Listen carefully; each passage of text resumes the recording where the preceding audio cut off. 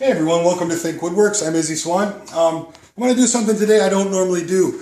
I made a tool purchase that I'm absolutely tickled about, and I've been looking for a drill press like this for almost 3 years now, and finally found one.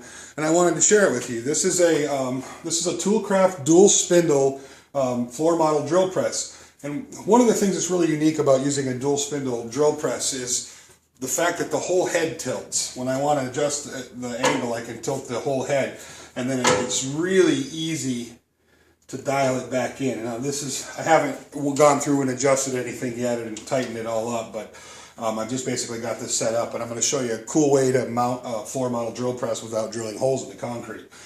This particular model, I believe it's late 70s or late 60s, early 70s. I'm not 100% sure. I got to do a little research. The model I was looking for was a model that my father owned, and it was a dual spindle Toolkraft as well, but it had the speed adjustment was just a knob. You just turn the knob to adjust speed, and that one was 500 RPM to 21,000 RPM. And I'll probably remove the cowlings from this permanently, so I have access to the pulleys without messing around with the cowlings. I don't like things that take up time. But the nice thing about this is it's so easy to dial into 90. Once you got this, front to back dialed into 90, it stays in position, and then tilting it back to that perfect 90-degree angle is really, really simple. And that's kind of why I love the dual spindle, dual spindle drill presses. And these older models like this, they don't have the crank that you turn the bed up and down. It simply has a release knob back here, or a release bolt, and then you have to pick it up. And that could use, as you can see, I got to do a little bit of cleaning on this as well. It's really quite easy. You just grab here and pull up and down. It makes for really fast adjusting in height with it, which is nice. And then this particular model, when I got it, there was a problem with the switch. I opened the switch up and fixed it, and everything's fine. So,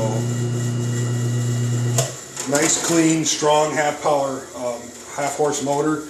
And then for mounting this thing, this has got a 6-inch throw, so it'll come down 6 inches in depth. And then to mount this thing, I just built this platform 2 foot by 4 foot, 3 layers of 5/8 chipboard, and a 2x base around it, and then leveled everything out. And I leveled the bed of the drill press. Probably not necessary. As long as these are at 90-degree angles, it doesn't really matter. I'm not using I don't typically use a level gauge to mark my angles. I do it with a bevel square or whatever. So it was, real easy, simple way to mount it. It's pretty solid. It still has a little bit of wobble, which is really not a big deal. It's a lot better than what it was. You can see I can move it by my hand like that, but this way I can move it around. I'm not sure this is where it's going to stay, and I wasn't 100% sure. This is a permanent position for it, so that makes a real quick way to mount a floor model drill press and still have the ability to move it around.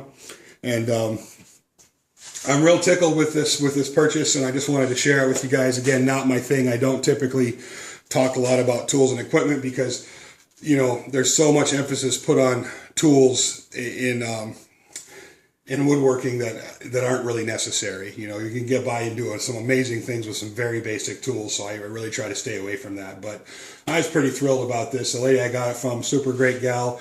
Her dad owned it, and he is no longer capable or able to do woodworking, and she was looking to make some more space in the garage, so I got a great deal on this, and I was super excited. So anyway, thank you for watching. I hope everybody's having a great week, and we'll talk to you soon.